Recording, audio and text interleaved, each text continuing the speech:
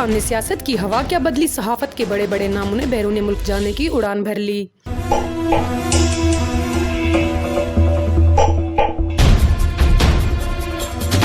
पहले साबिर शाकिर फिर अरशद शरीफ पाकिस्तान छोड़कर चले गए। आरिफ हामिद भट्टी ने भी कुछ ऐसा ही ट्वीट किया कि वो परदेसी हो चले हैं।